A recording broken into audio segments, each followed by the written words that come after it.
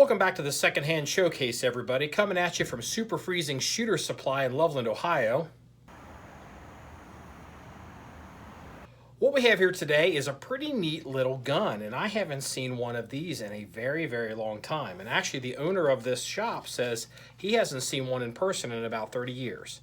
Now, if you are looking at this rifle and you're saying, hey, that looks like a Ruger 1022, you would be mistaken. It is a Ruger, but it's actually a Ruger Model 44. So it's very much like a 1022, the format, the manual of arms, and the handling of it, but it's actually in 44 Magnum. So those of you west of the Mississippi would probably not find a rifle like this too interesting. But east of the Mississippi for deer hunting, especially for states that have limitations on what kind of gun can be used for the deer season, this is a pretty neat little gun. So as I said, it's 44 mag.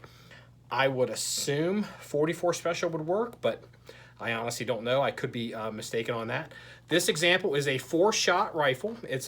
But other than having a magazine, it actually is tube fed. And how it works, let me see if I can get a light here, is this little lever. I don't know if you can quite get the light here. This lever right here, you push down the front of the button, and then you can slide your 4 rounds into a tube up here into the fore end. So it is a tube-fed magazine.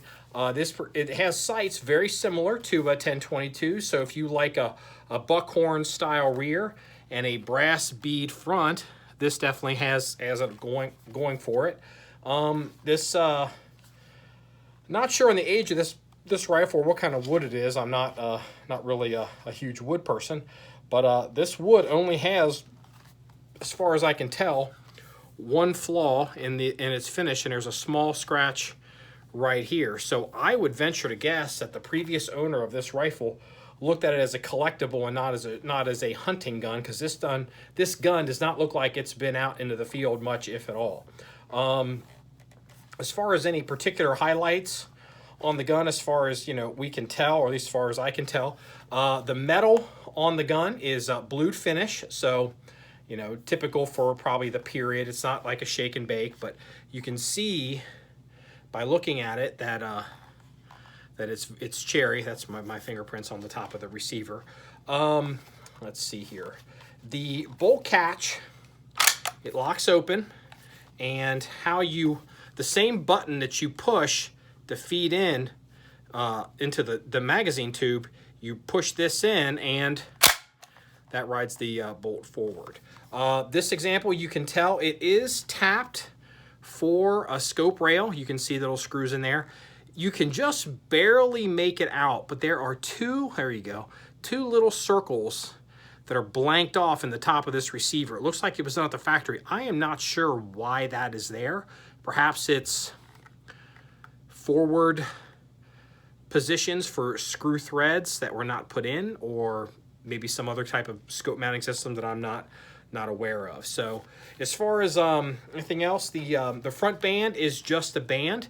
It is not a sling swivel, and there's no stud in the back of the wood. The butt plate is plastic, which I thought was interesting. It's probably a reflection of the time that it was made. People thought plastic would be cool, space age, and save money. Let's see if we can get the markings there. And the light here is a little rough. I'm in a different area of shooters. It's very cold today, and the loading dock, the lights don't work.